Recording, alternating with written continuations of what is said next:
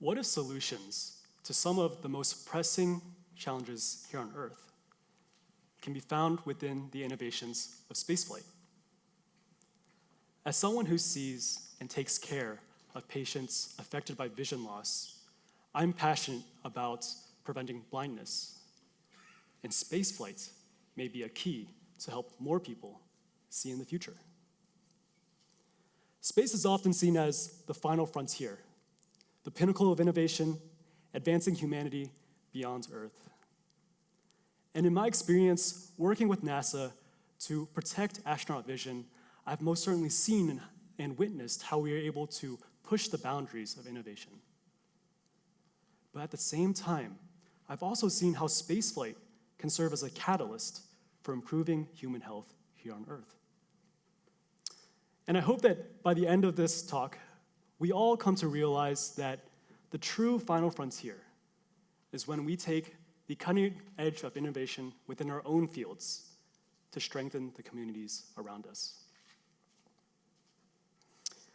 So spaceflight and human health on Earth are often seen as two completely different entities. And back then, I would have agreed with you.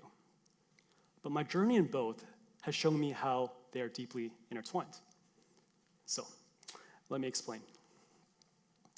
Back when I was in medical school, we would take a van, and that's a picture of the actual van, and we would fill it with ophthalmology equipment and drive across Western Pennsylvania to provide eye examinations for uninsured individuals who did not have access to routine eye care. So you take a look at this van right here. I'm actually incredibly proud of how well it's organized. Unfortunately, you cannot be fooled by the end results. Putting this all together was like playing Tetris and solving a Rubik's Cube all at the same time. Our clinics were held on the weekends or at night to improve accessibility for our patients. We'd often find diseases that were treatable, but if left untreated, could lead to permanent vision loss, and in some cases, blindness. One of the diseases that we saw, and many people in the audience may know, is diabetes. Diabetes can affect your eyes and eventually affect your vision. The CDC states that patients with diabetes are 25 times more likely to become blind compared to the average individual. 25 times more. But at the same time, the CDC also states that 90% of diabetic vision loss can be prevented with early detection and treatment. 90% can be prevented. Throughout the years, I was incredibly fortunate to get to know our patients and learn about their stories. They knew about the 25 times more likely. They knew about the 90% prevention. And most importantly, they cared about their vision. But even with the numbers, even with knowing the numbers, even with caring for their vision, and even with free eye care, many of them simply couldn't make it to the clinic routinely or make it to subsequent follow-up. And throughout the years, as I got to learn about their stories, I got to learn about the unique barriers to care that they had. Some patients didn't have transportation. Some patients didn't have a phone or a computer. They didn't know how to schedule, or they didn't know when the next appointment would be. And some patients, unfortunately, were immobile, sometimes immobile from the systemic diseases that also cause them vision loss. There was one patient that really stood out to me and continues to stick with me to this day. Let's give him the pseudonym Sam. This is an illustration of what Sam saw when he took his son to the playground. We can see that his central vision is lost, and it's due to severe diabetes affecting his eyes. But it was treatable, but it required going to a subspecialist clinic very frequently and getting follow-up and also treatments very frequently as well. I was fortunate to sit next to Sam and learn a little bit more about his story. He told me he would love to get treatment, especially so that he could see his son's face again. But he doesn't have a car, and he works paycheck to paycheck to put food on the table for his son. So missing a day of work was simply not an option for him. Sam was choosing between seeing his son and providing for his son. That type of decision shook me to my core. In addition, if we had been able to catch this sooner and not at the point where Sam first came to us, where he could no longer see his son's face, we may have been able to intervene with more accessible interventions. Sam's story and the decisions that he had to make stuck with me and permeated into various aspects of my life. So let's switch gears a little bit. During my medical journey, I was also conducting research in space medicine. Now, you might be saying, well, Josh, you're just talking about underserved communities, eye care, our patient Sam. Now you're talking about space? Or did you say space medicine? These are completely separate topics. And like I said beforehand, back then I would have agreed with you. It wasn't until much later that I found a deep connection between spaceflight and our patient Sam. So by a raise of hands, has anyone here in the audience ever wanted to be an astronaut? Maybe when you were a kid, maybe now, maybe you don't even know it yet. Maybe we should all just be raising our hands. So I see hands raised in the audience. So for our aspiring astronauts in the audience, one thing that we should all know is that spaceflight affects nearly every organ in our body. It affects our muscles, it affects our bones, it affects our heart, it affects how we sleep, how we feel, how we behave. And I know that everyone in the audience can already tell, based on the title of this talk, that spaceflight affects our eyes. With the support of NASA, I first started researching skeletal muscle atrophy in astronauts. We tissue engineered bioartificial muscle, and that is a picture of our research right there on the left. And it launched into space in that rocket, and you can see it coming back down to Earth in that capsule. And I find that absolutely fascinating.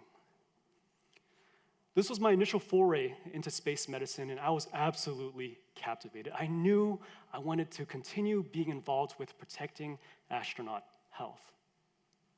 And I became increasingly interested in how spaceflight affects the eyes. And this is called Spaceflight-Associated Neuroocular Syndrome, or SANS. So what is SANS?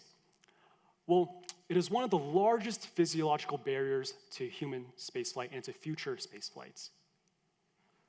NASA deems it a red risk, or essentially a large human health risk for planetary missions, such as the anticipated mission to Mars. There are various findings to SANS, but one of the largest and most worrisome findings is swelling of the optic nerve, which is an important structure for vision. We know from our terrestrial studies that prolonged swelling of the optic nerve can lead to permanent vision loss. Approximately 70% of astronauts that undergo long-duration space flights experience some type of SANS. That means a majority of astronauts going into space for long-duration spaceflight experience SANS. That's incredibly worrisome. And while this is a significant health risk to astronaut health, the underlying etiology is not well understood.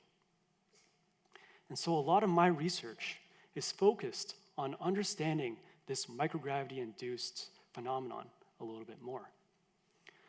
Our hope is that if we can understand the underlying pathophysiology of SANS, we can develop countermeasures to protect astronauts in the future. However, this goal has several challenges, and one of the largest challenges is that the space flight environment is a stark and resource-limited environment. We don't have access to all the technologies and all the personnel and all the experts that we do here on Earth. And while this is a limitation, this challenge drives innovation, and we've been able to use exciting technologies such as machine learning and head-mounted device engineering to work to overcome these limitations. And as I began to work on these technologies, I began to realize something. The limitations in the spaceflight environment paralleled some of the barriers to care that our patients faced in the clinic. Let me say that again. The limitations in the spaceflight environment paralleled some of the barriers to care that our patients faced in the clinic. For example, astronauts don't have access to all the medical providers at all time. They're able to talk to Mission Control Center, but it's very different than having a physician in front of you performing a physical exam. Many of our patients in the eye clinic didn't have access to many subspecialists, and this is not just for eye care providers, but also for providers for their systemic health. Number two, astronauts don't have access to the full range of medical imaging to understand what is fully going on with their eyes. Many of our patients in the eye clinic needed to go to a subspecialist clinic for specialized testing, but were unable to make it.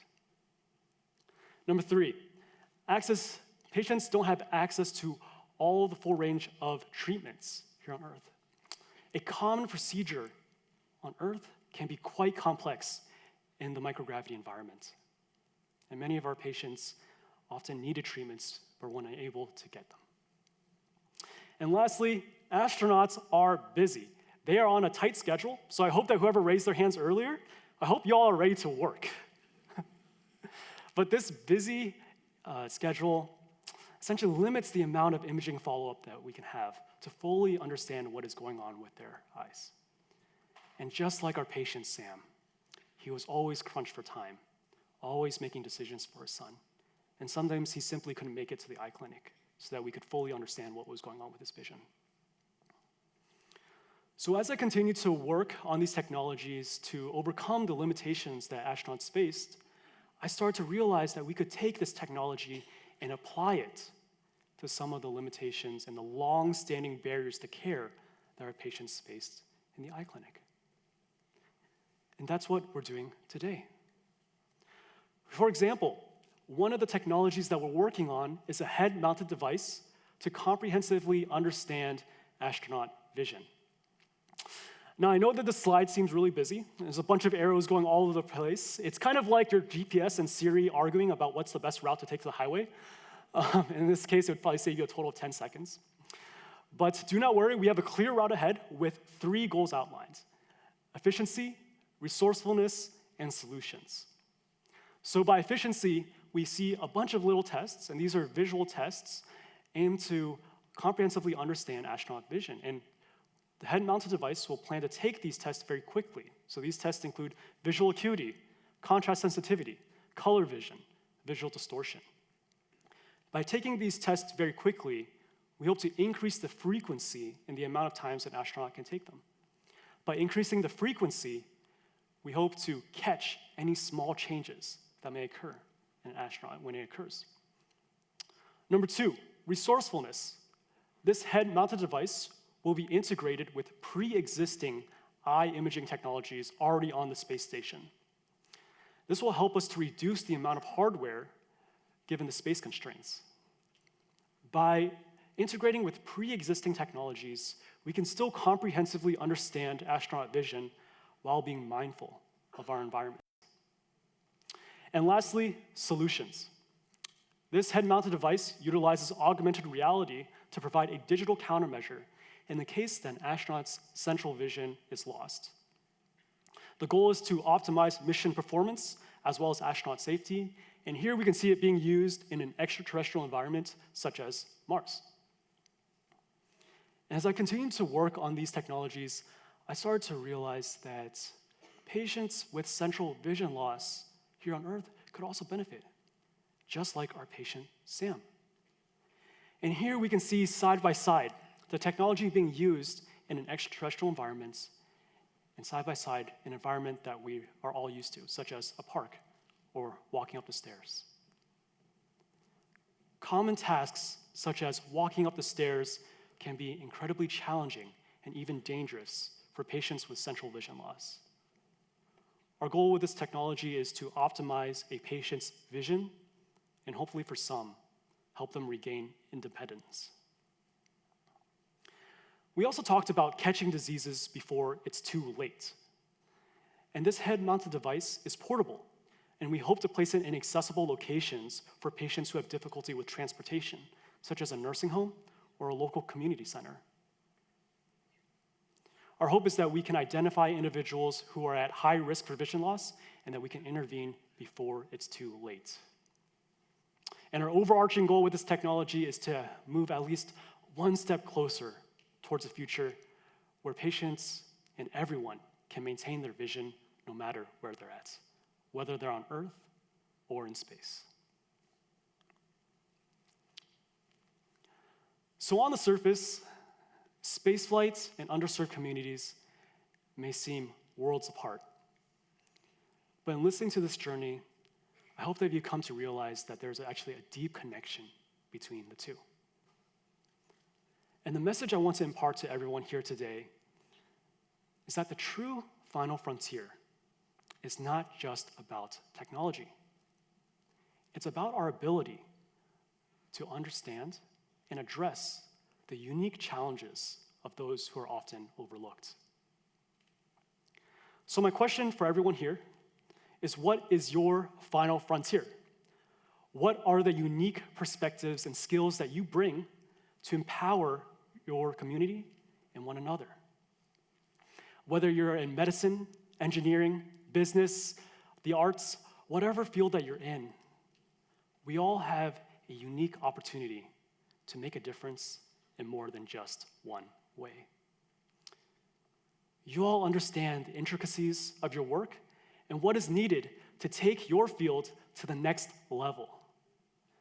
I encourage everyone to take that same energy to engage with your community and understand how you can take your cutting edge of innovation and apply it to long-standing barriers. We all have an incredible opportunity to make a world of difference. Thank you all for listening, and I'll catch you next time at Your Final Frontier. Thanks.